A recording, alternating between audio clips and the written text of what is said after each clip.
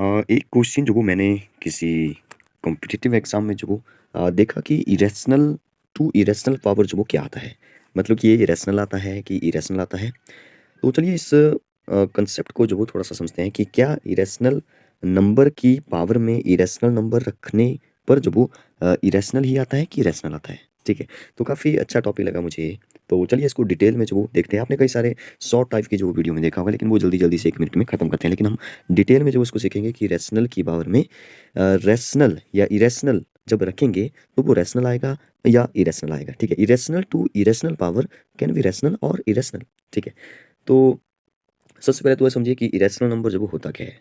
देखिए, irrational number जो वो नंबर होते हैं जिन्हें हम ना पी अपॉन क्यू की फॉर्म में जो वो नहीं लिखा जा सकता उनको। ठीक है, और रैशनल नंबर वो होते हैं जिन्हें पी अपॉन क्यू की फॉर्म में लिखा जा सकता है। इसको मैं इरेज कर देता हूँ। देखिए, रैशनल रैशनल मतलब कि परिमेय संख्या है जिन्हें हम पी अपॉन क्यू के फॉर्म में लिखा जा सकता है उनको। वो जो वो रैशनल नंबर होते हैं।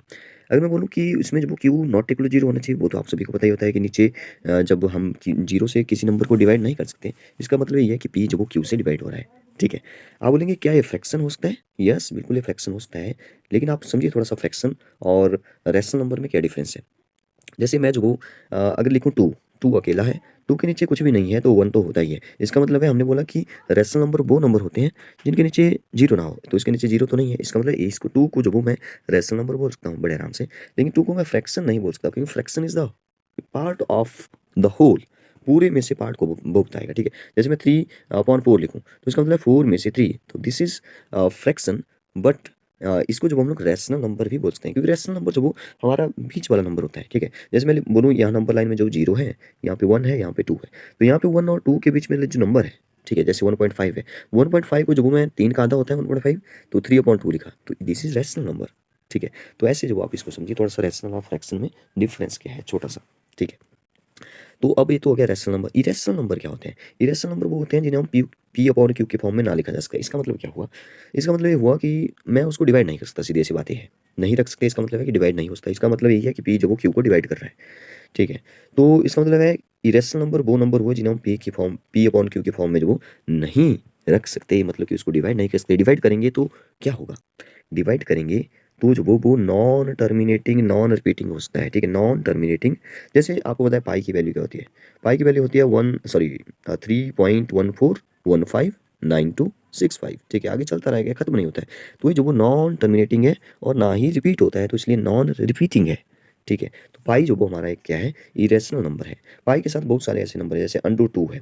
अंडर के नीचे अगर माइनस में नंबर है तब तो वो फिर जो वो इमेजिनरी नंबर बन जाएगा। जैसे अंडर के अंदर जो वो अंडर के नीचे जो वो minus one, under is the positive quantity, तो इसके नीचे जो वो माइनस नहीं हो सकता, तो माइनस लग भी गया तो वो जो वो इमेजिनरी नंबर बन जाता है। और इसके बारे में आप पढ़ेंगे आगे वाली क्लासेस में।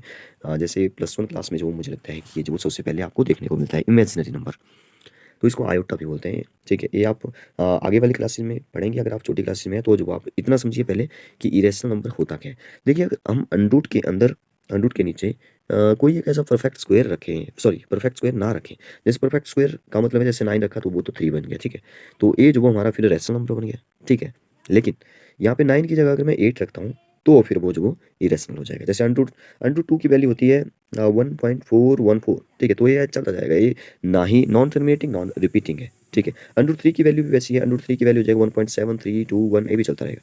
ठीक है, तो ये भी नॉन टर्मिनेटिंग है, मतलब ये खत्म नहीं हो रहा है, तो इसलिए जो वो इसको इरेशनल कहा जाता है। ठीक है, मतलब जब हमने उसको डिवाइड किया किसी भी नंबर को, वो पता ही नहीं है वो नंबर। ठीक है, डिवीजन में जैसे अपॉन की फॉर्म में वो पता नहीं है हमें। ठीक है, आप बोलेंगे पाई की वैल्यू तो 3.14 हम लेते हैं तो उसको बाई/7 बोलते हैं। देखिए, बाई/7 जो वो हम बोल देंगे कि ये जो रैशनल में लिखा है बाई/7, क्योंकि इसमें ऊपर न्यूमरेटर है नीचे डिनोमिनेटर है।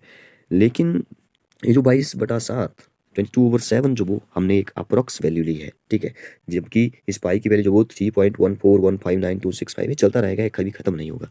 ठीक है, ये ना ही इंटरेस्टिंग बात तो ये है कि पाई की जो वैल्यू है ना, वो जो वो 3.14159265, ये जो वो रिपीट भी नहीं होती है। मतलब कुछ एक नंबर ऐसे होते हैं जो 2-4 नंबर के बाद या 10-15 नंबर के बाद जो वो वही 10-15 डिजिट जो वो रिपीट होते हैं, लेकिन ये जो वो कभी खत्म ही नहीं होता है। इसलिए हमने क्या बोला? हमने बोला कि एक 22/7 एक अप्रॉक्स वैल्यू ले लो और इससे सॉल्व करिए। ठीक है, तो 22/7 जो वो एक रैशनल नंबर है, बट पाई जो एक्चुअल में जो नंबर है, ठीक है, वो जो वो हमारा एक इरेशनल है। ठीक है, अब समझते हैं कि इरेशनल की पावर में, सबसे पहले तो मैं बता दूं कि इरेशनल की पावर में अगर आप जो वो इरेशनल रखेंगे तब तो आपको अच्छा इरेशनल के पावर में इरेशनल रखेंगे तो जो वो रैशनल भी आ सकता है और इरेशनल भी आ सकता है, ठीक है।